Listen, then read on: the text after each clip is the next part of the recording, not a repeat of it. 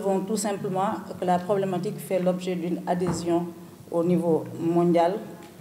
Beaucoup de pays, beaucoup d'États tiers, signataires des différentes conventions ont intégré dans leur corpus juridique des lois et règlements pouvant garantir la protection de ces droits.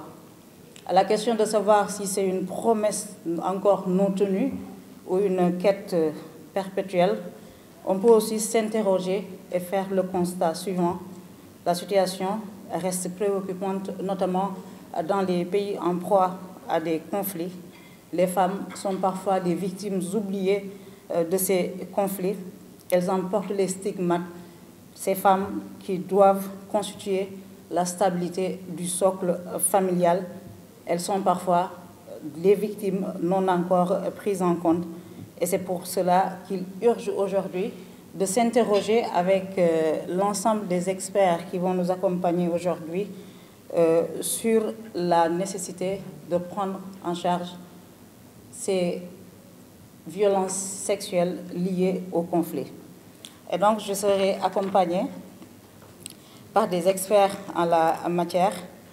Je démarre la présentation avec M. Serge Bramers. M. Serge Bramers est le secrétaire général adjoint des Nations Unies, procureur du mécanisme. M. Bramers, merci d'être là. Avec plaisir. Aux côtés de M. Bramers, M. Mbaké Fall, il fut procureur général des chambres africaines extraordinaires et premier avocat général près la Cour suprême. On se rappelle de la mise en place de ces chambres africaines extraordinaires qui avait pris en charge le procès de l'ex-président tchadien Hissène Habré, un procès qui s'est déroulé à Dakar avec succès et qui fut une première africaine. Et enfin, last but not least, Madame Salimata Cham. Madame Salimata Cham est la responsable des programmes et de la politique du genre,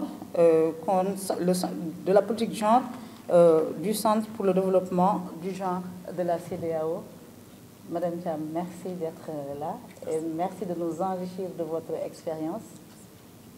Et Monsieur Fall, Mbaké Fall, merci également. J'espère aujourd'hui que vous allez partager avec nos panélistes votre expérience avec les chambres africaines extraordinaires. Alors, après la prise de parole de nos experts aussi, on donnera la parole au public. Nous n'avons pas beaucoup de temps, nous avons juste 30 minutes. On va essayer de démarrer très rapidement ce panel. Alors, je me tourne vers M. Bramers. Alors, M. Bramers, est-ce que vous pouvez revenir sur les défis relatifs à la poursuite des violences sexuelles liées au conflit? Mais avant d'engager le débat, il y a ce manuel qui a été produit sur la poursuite des violences sexuelles, des violences sexuelles liées au conflit. Est-ce que vous pouvez revenir sur la quintessence et l'importance de ce manuel? Donc depuis 6 ans, j'ai repris en plus des fonctions résiduelles du tribunal pour l'ex-Yougoslavie, les fonctions résiduelles du tribunal pour le Rwanda. Donc ça fait 25 ans de jurisprudence sur les génocides, les crimes de guerre et les crimes contre l'humanité. Et quand nous sommes un peu orientés vers la fin de nos travaux, quand le Conseil de sécurité décidait de fermer les juridictions ad hoc pour uniquement garder un tribunal résiduel, on s'était dit il faut absolument qu'on essaye de garder l'expérience, la legacy de ce que nous avons fait, de ce que nous avons réalisé. Et le premier sujet dont nous avons dit, voilà, il faut absolument garder vraiment l'expérience et le mettre par écrit, c'était les violences sexuelles en période de conflit. Il y a 6 ans, nous avons publié un livre avec Oxford University Press qui est vraiment un livre presque académique qui va en 500 pages dans les détails de la jurisprudence sur toutes les décisions importantes des juridictions internationales. Évidemment, c'est un livre qui est très intéressant, mais pas facile à digérer et pas nécessairement adapté à ce que dans des procureurs de première ligne ont besoin. Donc de là, cette idée, il y a 3 ans, de se dire, voilà, on va essayer de produire un manuel vraiment pour le praticien du droit, plus particulièrement pour le procureur qui doit préparer un acte d'accusation, mais aussi qui peut être utile pour les juges, voire les enquêteurs. Et il y a 2 ans, on avait fait la version anglaise de ce manuel. Et comme nous, on organise beaucoup de formations pour des magistrats, chaque année en Afrique anglophone et francophone, et prenant en considération le fait que malheureusement la plupart des publications sont en langue anglaise, on s'est dit, voilà, c'est certainement une bonne initiative d'avoir ce manuel aussi disponible en langue française. Et on a trouvé avec Ingo, le directeur de la Konrad Adenauer Foundation, Konrad Adenauer Stiftung, un partenaire parfait pour avoir aussi la version française. Alors, quel est le but? Je vais pas après parler un tout petit peu, si vous le souhaitez, des défis que nous avons au niveau des juridictions internationales pour mener à bien ce genre d'enquête. Mais c'est vrai, les mêmes problèmes se posent pour les procureurs au niveau national. Et alors ce manuel va aider dans toutes les phases de la procédure, que ce soit au niveau des enquêtes, que ce soit au niveau de la préparation d'un acte d'accusation, que ce soit au niveau de la phase de jugement, qui permettra aussi à des juges de prendre les éléments constitutifs des infractions en considération. Et donc il y a des conseils pratiques pour les magistrats, mais il y a aussi toute la jurisprudence importante de toutes les juridictions internationales qui est reprise dans le document, donc ce qui permet aussi à des magistrats, quand ils cherchent le précédent, de trouver la réponse souvent dans ce manuel, qui prend comme point de départ, évidemment, le statut de Rome, à la base de la Cour pénale internationale, statut de Rome qui aussi a été incorporé dans la législation nationale au Sénégal. Merci. Alors, est-ce que vous pouvez revenir sur les défis et obstacles liés à la poursuite des violences sexuelles? Oui, certainement.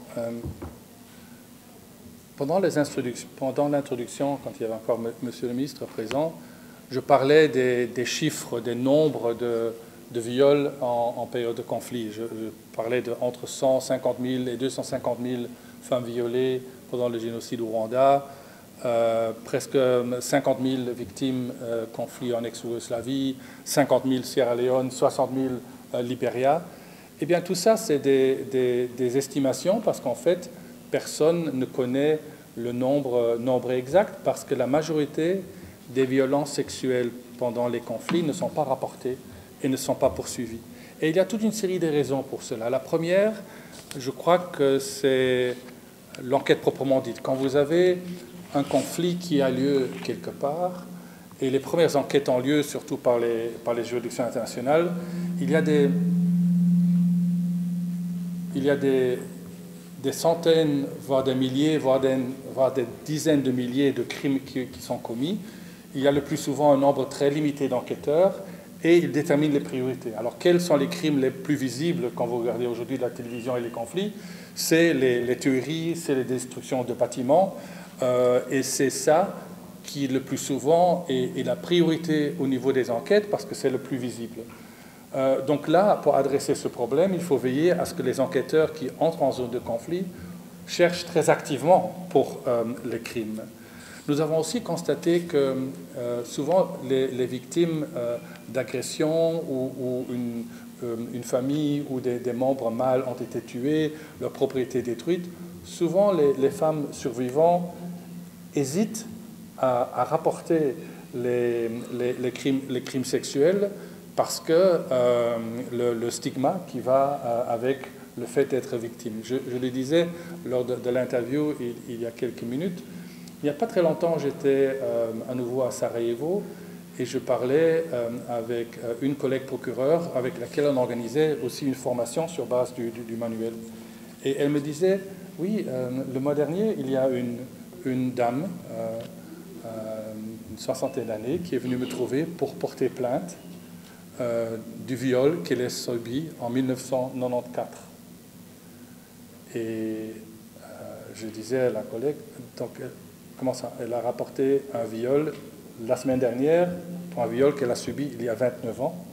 Et la collègue, procureur à Sarajevo, me dit, oui, elle a entendu la mort de son mari pour pouvoir en parler, parce qu'elle n'aurait pas pu en parler du vivant de son mari, parce que le mari n'aurait pas compris. Donc, et c'est ça le stigma qui va avec, que nous avons, et je vois des collègues procureurs ici présents, que nous avons vécu et nous avons su dans nos dossiers de plus en plus. Et c'est vrai, il y a encore aujourd'hui des sociétés où une femme victime de violences sexuelles sera rejetée par le mari, sera rejetée par la société avec une double victimisation. Donc là, il y a beaucoup de travail d'éducation à faire. Un autre élément, nous avons vu avec les auteurs. Vous savez, nous avons poursuivi avec nos tribunaux plus de 250 personnes. 2 femmes parmi les auteurs, tous les autres étaient des hommes. Et quand vous présentez des éléments de preuve par rapport aux tueries, par rapport aux destructions, à un certain moment, un général reconnaît avoir envoyé ses soldats pour commettre des tueries. Mais très peu acceptent d'avoir ordonné ou commis des viols, parce qu'on peut encore d'une certaine manière justifier d'avoir exécuté l'ennemi ou des prisonniers hommes. Je ne vais pas dire que c'est accepté par la société, mais un homme le reconnaît. Mais reconnaître d'avoir violé une femme, comme ce n'est pas accepté dans aucune société a priori, les auteurs ont beaucoup plus difficile à avouer, à reconnaître, ce qui fait la preuve encore plus importante. Et puis, c'est vrai aussi, les magistrats que nous sommes aussi passés par un processus d'éducation, parce que traditionnellement, si vous regardez les premiers procès devant les juridictions internationales, vous verrez que les violences sexuelles n'ont pas vraiment eu une attention particulière. Pourquoi? Parce que quand vous parlez de crimes de guerre ou crimes contre l'humanité, eh bien, tous les crimes doivent être liés au conflit. Par exemple, si vous avez un conflit en cours quelque part et vous tuez votre voisin, mais ça n'a rien à voir avec, c'est pas votre ennemi, mais vous avez un problème de voisinage, eh bien, vous tuez votre voisin, c'est un meurtre classique qui sera poursuivi par la loi nationale et ce ne sera pas un crime international poursuivi devant les juridictions internationales. Et pendant souvent, il était considéré qu'un viol en période de conflit, c'était un crime pas légitime, mais un crime excusez-moi l'expression, du dommage collatéral, d'une certaine manière, pour vraiment de le dire d'une manière un peu crue, et on considérait que les violences sexuelles n'avaient rien à voir avec le conflit armé. Là où aujourd'hui, je crois que tous les magistrats sont d'accord, tous les juges et la jurisprudence est très très claire que les violences sexuelles sont utilisées comme armes de guerre pour commettre des crimes, pour détruire une société, pour humilier l'adversaire. Mais il a fallu laisser du temps au temps et de permettre aux magistrats, procureurs et juges de vraiment de beaucoup mieux comprendre la dynamique. Vous savez, nous avons actuellement en procès devant notre juridiction tribunal pour le Rwanda un des Félicien Kabuga, qui était considéré comme un des financiers du génocide au Rwanda. Il a seulement été arrêté il y a 2 ans. Son procès a lieu maintenant pour les crimes commis aussi presque 30 ans. Et bon, les plus âgés d'entre vous peut-être se rappellent les images qu'on voyait à la télévision des membres de l'Interahamwe qui avaient une machette dans une main et une radio dans l'autre main où les journalistes appelaient à la tuerie, où disaient, voilà, il y a une famille telle qui se cache ici ou là, allez-y pour les tuer, et il y avait un appel public au viol. Donc tout ça pour dire qu'il a fallu du temps pour que tout le monde comprenne que ce sont des crimes directement liés au conflit et qu'il faut vraiment activement chercher, les enquêter et pour pouvoir les poursuivre de manière efficace. Je vous ferai l'économie de la création des chambres africaines que vous avez suivie. Et il y a eu un accord signé entre le Sénégal et l'Union africaine portant création des chambres africaines pour juger le ou les principaux responsables des crimes et violations graves du droit international commis au Tchad entre 1982 et 1990. Donc ces faits ont été commis de 82 à 90 et des poursuites ne sont engagées qu'en 2013. Donc beaucoup plus tard, vous imaginez la contamination des preuves, des témoignages. Donc c'était un défi à relever. Surtout que c'était des faits qui sont passés en dehors du Sénégal, donc au Tchad, sur des Tchadiens, des étrangers, par un Tchadien qui s'est réfugié au Sénégal. Donc ce n'est pas une procédure ordinaire. Il a fallu utiliser ce qu'on appelle la technique des commissions rogatoires qui ont permis aux juges d'enquêter au Tchad. Ce grâce à la coopération judiciaire entre le Sénégal et le Tchad. Donc il s'agissait de crimes de masse qu'on a qualifiés de crimes contre l'humanité. Et il y avait un conflit armé national et un conflit armé international. Et la qualification était les crimes de guerre. Donc l'instant ne nous permet pas de développer outre mesure ces deux notions, mais vous pouvez retenir que Hissène Habré a été poursuivi pour crimes contre l'humanité, torture et crimes de guerre. Les victimes avaient porté plainte pour torture. À aucun moment, on ne parlait de viol dans le dossier des victimes. Il y a eu la crainte des stigmates, la pudeur, qui étaient des obstacles qui ont retenu les victimes. Mais la parole s'est libérée seulement à l'audience. Et le président du tribunal a dit, écoutez, nous entendons donner aux faits toutes leurs qualifications, y compris les violences sexuelles, et a demandé aux parties de faire leurs observations. Aussi bien les avocats de la défense que les avocats des parties civiles étaient d'accord pour que le juge puisse qualifier l'intégralité des faits.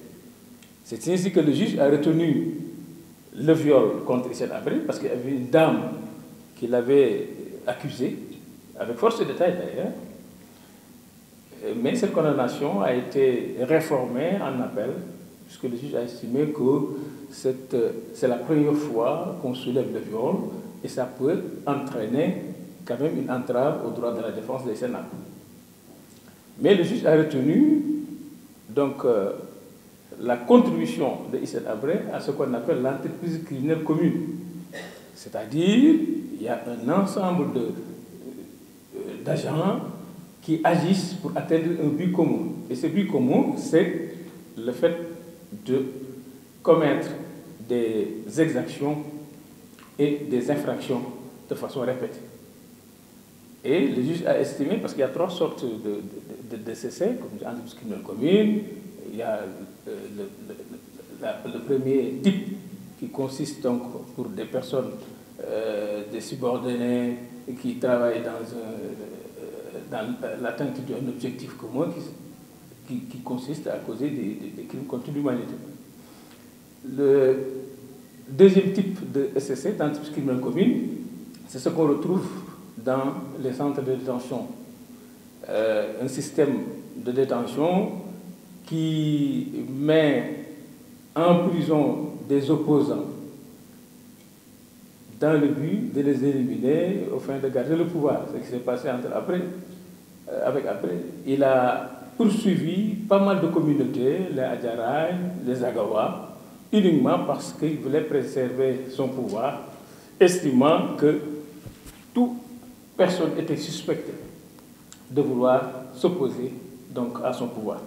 Si bien qu'il y a eu pas mal de prisonniers de guerre qui ont été donc mis dans des centres de détention qui n'étaient pas tout officiels, des centres de détention clandestins. Voilà. Il y a le troisième type maintenant d'entreprise criminelle commune, c'est que les agents qui se regroupent pour atteindre un but commun. Ce but commun consistant à commettre donc des infractions. Et le but commun peut être atteint ou ne pas être atteint, mais en visant ce but commun, des infractions ont été notées. Par exemple, il y a eu des femmes qui étaient emprisonnées et l'instruction a montré qu'il y avait des viols. Il y avait des femmes qui avaient été donc transportées au nord du Tchad dans des camps militaires avec des militaires. Donc elles servaient la journée de domestique et le soir, elles le servaient de femme. Et le tribunal a estimé qu'il y avait un risque qu'il y ait viol de ces femmes. Le fait de mettre des femmes dans les mains des militaires, dans des camps retranchés, pouvait entraîner une conséquence fâcheuse, c'est-à-dire le viol de ces femmes. Si bien que le tribunal a considéré qu'il y avait un esclavage sexuel sur ces femmes-là.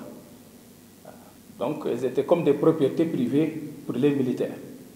C'est la raison pour laquelle le juge a considéré que Hissène Habré, dans le cadre de l'entreprise criminelle commune, doit être déclaré coupable d'esclavage sexuel et de viol. Alors, par rapport à votre expérience, est-ce que vous avez espoir par rapport à la prise en charge par tous les pays en proie à des conflits de ces violences sexuelles? Oui, parce que les violences sexuelles sont constatées dans les pays de dictature qui utilisent les viols comme instrument de répression et dans les conflits armés. Il est extrêmement difficile de contrôler donc, les exactions faites contre les femmes à cette période, puisqu'il s'agit de guerres, de conflits armés entre milices, par exemple, ou entre l'État et des organisations armées. Le fait d'occuper une parcelle de terrain leur donne la possibilité d'avoir des exactions contre ces femmes. Donc ces femmes-là ne sont pas du tout protégées.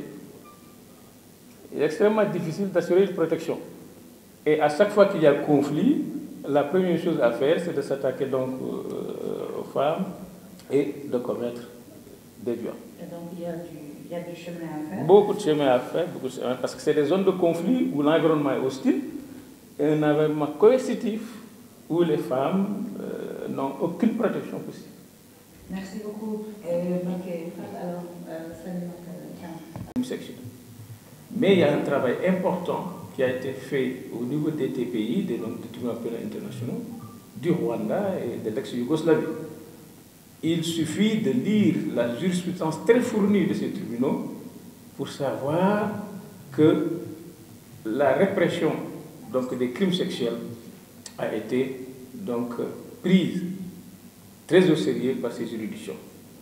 Et c'est ce travail des juridictions-là qui a permis à la Cour pénale internationale d'élaborer un statut qui met le marqueur sur la répression des crimes sexuels. Donc, qui vont du viol, de l'esclavage sexuel, de la grossesse forcée, de la stérilisation forcée, toute une gamme donc, de crimes sexuels. Et je crois qu'aujourd'hui, en raison de la complémentarité donc, de la Cour pénale, ce sont les juridictions nationales qui doivent donc prendre en charge le relais pour pouvoir juger sans désemparer ces crimes sexuels. Donc c'est une bonne impression qui a été faite. Tout a été déblayé par les tribunaux pénaux internationaux et conclu au niveau de la Cour pénale internationale. En raison de la complémentarité, maintenant, ce sont les juridictions nationales qui sont compétentes pour juger ces crimes sexuels, sauf s'il y a incapacité de le faire ou bien mauvaise volonté. Voilà. C'est une longue marche. Merci également à l'auditoire. Du côté de la CEDEAO, je pourrais dire que très tôt, les questions d'inégalité de genre ont été inscrites dans l'agenda d'intégration régionale. Déjà en 1999, lorsque la CEDEAO révisait son traité, l'article 63 était entièrement dédié à la femme, en ce qui concerne le développement de la femme. Je peux dire que c'est de là d'où est partie une réelle prise en charge des questions d'inégalité de genre au sein du mécanisme. De ce traité révisé, de cet article 63, nous sommes passés à l'élaboration d'une politique genre en 2004 avec l'appui d'institutions régionales comme ONU Femmes.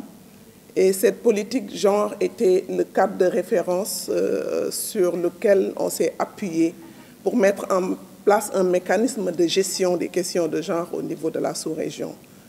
La politique genre nous a conduit à la mise en place du centre de la CEDEAO pour le développement du genre, qui est basé ici à Dakar et qui se trouve être l'agence spécialisée de la CEDEAO en charge de traduire ou traduire en programme opérationnel cette politique genre. Nous travaillons avec les 15 pays et nous avons des portes d'entrée au niveau des ministères en charge des questions de genre dans les pays. Nous collaborons étroitement avec les organisations de la société civile, particulièrement celles qui travaillent sur les questions de promotion du genre. Et nous avons pu fédérer, je peux dire, l'ensemble des organisations de la société civile qui travaillent sur les questions de femmes, paix et sécurité. Et nous avons mis en place un réseau régional appelé Réseau Femmes, Paix et Sécurité de l'espace CEDEAO, le RESFECO.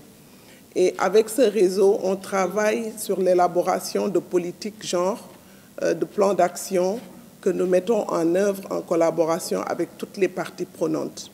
Comme vous le savez, je peux dire, sur le continent africain, tous les pays disposent aujourd'hui de politiques de lutte contre les violences basées sur le genre. L'ensemble des pays, les discours de ce matin sont largement revenus sur cela, particulièrement le discours du ministre de la Justice. Tout à l'heure aussi, le procureur en a parlé. Tous les pays africains ont ratifié des conventions qui portent sur ces questions de violence basées sur le genre, à commencer par la CEDEF, le protocole de Maputo, la charte africaine des droits de l'homme. Donc l'ensemble des pays ont ratifié. Mais il se trouve qu'au niveau de la mise en œuvre, on a quelques difficultés et nous reviendrons sur cela. Justement, comment est-ce que le réseau s'adapte en temps de conflit pour garantir la protection des femmes? Le réseau, je peux dire même là, ce week-end passé, le réseau était ici à Radisson pour statuer sur la situation actuelle du Sénégal. C'est un réseau très dynamique qui dispose d'antennes nationales dans les 15 pays. Chaque pays a son antenne nationale. Et il mène le plaidoyer au niveau des pays. À chaque fois qu'il y a des situations critiques, le réseau se positionne avec des déclarations. Mais aussi, le réseau travaille avec les communautés sur des programmes de développement. Parce qu'aujourd'hui, le facteur de vulnérabilité majeur des femmes, c'est le manque d'autonomisation. Les femmes ne sont pas autonomes, pas sur le plan économique seulement, mais en termes de participation au niveau des sphères décisionnelles. Et le réseau travaille sur le renforcement de capacité des femmes à pouvoir participer politiquement dans leur pays, mais aussi des transferts de compétences dans les domaines des questions de genre, surtout des questions de droits de femmes. Le réseau travaille énormément avec les pays sur ces questions. Le réseau également travaille avec les gouvernements pour influencer, avec l'appui de la CEDEAO bien sûr, influencer un peu les changements de normes, influencer également une mise en œuvre effective des textes de loi qui protègent les femmes, surtout dans les moments de conflit. Et le réseau également travaille sur une coordination au niveau sous-régional parce que ces questions de violence basées sur le genre sont des questions transfrontalières. Aujourd'hui, peut-être on parle de violence en zone de conflit, mais il y a d'autres formes de violence que subissent les femmes, comme les mutilations génitales féminines, les mariages d'enfants, etc., qui sont des questions transfrontalières. Aujourd'hui, si un pays comme le Sénégal a su mettre en place des dispositions pour protéger les jeunes filles avec l'âge du mariage qui est fixé à 18 ans, peut-être dans d'autres pays de la sous-région, ces lois-là n'existent pas. Donc, étant le caractère aussi, je peux dire, imbriqué que nous avons dans nos pays, peut amener certaines familles à se déplacer, à aller célébrer les mariages d'enfants dans d'autres communautés, aller pratiquer les mutilations génitales dans d'autres communautés. Donc les formes de violence sont multiples et je pense que pour pouvoir lutter plus efficacement avec ces formes de violence, il faut une approche régionale et c'est pour cela on trouve que le réseau a sa pertinence et sa raison d'être. Merci beaucoup. Alors, on va revenir tout à l'heure à... Alors, quels moyens vous utilisez pour renforcer la sensibilisation sur l'importance des droits des femmes et notamment la lutte contre les violences sexuelles? Merci beaucoup, Maïmouna, Madame Dour. Nous sommes toujours dans la logique de développer des politiques de protection des droits des femmes. Et récemment, en décembre 2021, la CEDEAO a fait adopter par l'ensemble des pays membres et les chefs d'État de ces pays une politique, on l'a appelée stratégie régionale de la CEDEAO pour la prévention et la réponse à la violence sexuelle et sexiste, et l'élimination de toutes les violences à l'égard des femmes et des filles. L'objectif stratégique de cette nouvelle politique est de créer une société où on n'aura plus de violence, de tolérance zéro aux violences basées sur le genre. Nous avons établi un plan de mise en œuvre de cette nouvelle politique à court terme, c'est-à-dire une échéance de 0 à 3 ans, moyen terme 4 ans à 6 ans et long terme 7 à 10 ans. Cette politique est accompagnée de dispositions qui portent sur le renforcement de la base de connaissances sur toutes les formes de violence basées sur le genre, afin de servir de base de politique et d'action plus efficaces. Nous avons estimé qu'il y avait vraiment un manque un manque de connaissances sur ces questions de violence. Nous avons également retenu de travailler sur les facteurs économiques et communautaires qui influencent la vulnérabilité au VBG dans les États membres. Également, l'élaboration, la mise en œuvre et le renforcement des lois et politiques pertinentes en matière de violence sexuelle, surtout dans les zones de conflit, au niveau régional, national, mais aussi nous adresser aux questions connexes au VBG dans tous les secteurs concernés.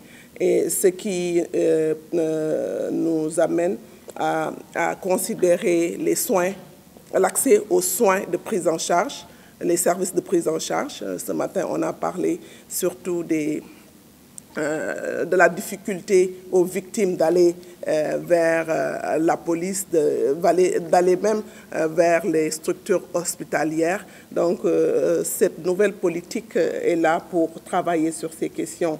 La mise en place aussi de ces services de prévention et de protection des victimes de VBG dans les moments de conflit nous pousse à mettre en place des structures d'urgence. On l'a appelé situation d'urgence et de crise humanitaire. Nous sommes en train de travailler, de réfléchir comment mettre en place ce genre de mécanisme pour que les victimes qui sont dans des zones d'accès difficiles, surtout dans les zones de conflit, puissent avoir cette prise en charge rapprochée. Nous avons aussi réfléchi sur l'implication des hommes et des garçons comme des alliés et des champions pour le changement des mentalités sur les questions de VBG. Il y a tout un programme que nous sommes en train actuellement de mettre en œuvre autour de cette nouvelle stratégie que l'ensemble des 15 pays et l'ensemble des chefs d'État ont voté en décembre 2021 pour vraiment arriver à tolérance zéro aux violences basées sur le genre dans la sous-région. Merci beaucoup, Salimata.